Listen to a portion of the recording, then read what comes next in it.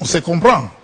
Si le président de la République avait parlé de la cohabitation, quand je parle de la cohabitation, c'est-à-dire les pouvoirs, le président vient des urnes, le premier ministre vient de l'opposition.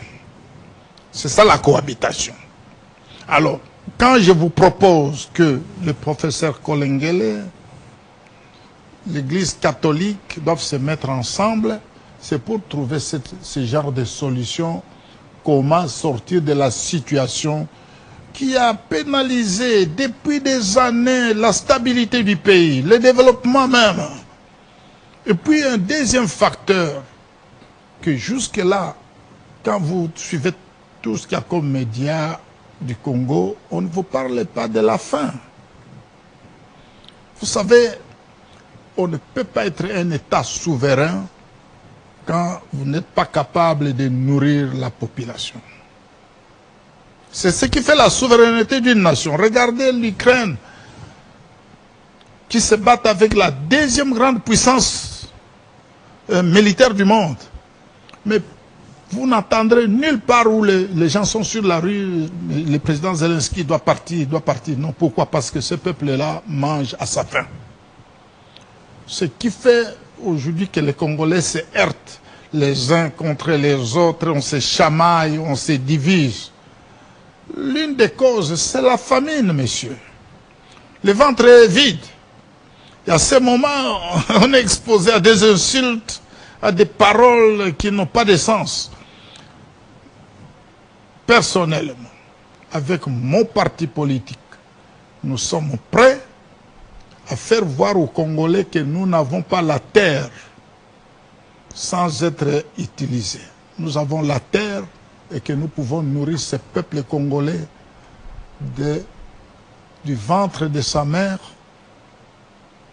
jusqu'à ce que la personne va naître et grandir. C'est ce qui fera de nous la force dans la nation. Si on n'est pas capable de nourrir son peuple, eh ben, il faut oublier.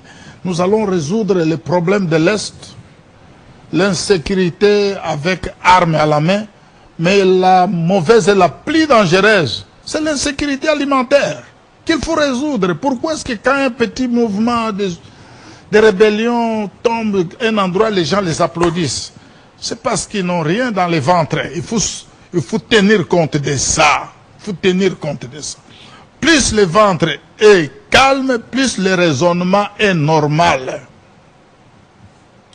Alors, gouvernement d'union nationale, vous en ferez partie? Personnellement, je ne peux pas venir dire que moi je ferai partie d'un gouvernement quelconque. Nous avons demandé au professeur Kolengele,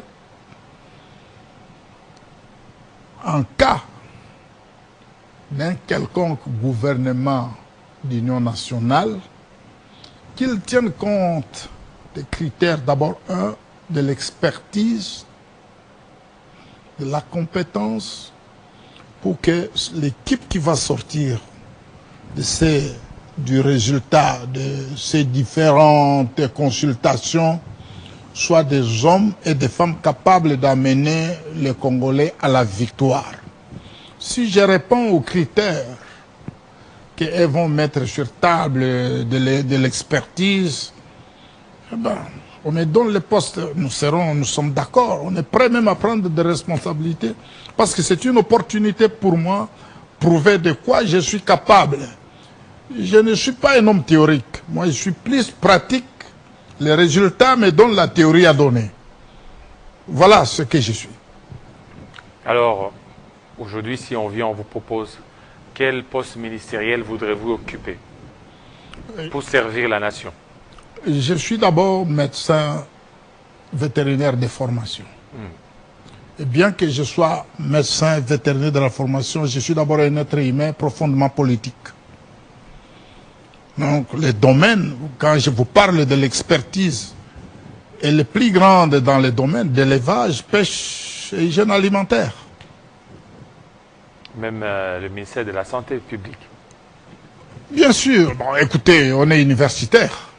Mais j'ai l'expertise, je vous dis, grande et réelle dans les domaines d'élevage, pêche et hygiène alimentaire, que ce soit du domaine de l'agriculture, mais 99% dans les domaines là où je suis formé, avec 70% dans les domaines de l'agriculture.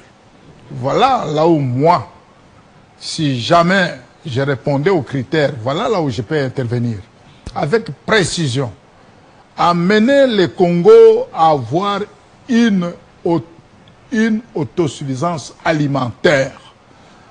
26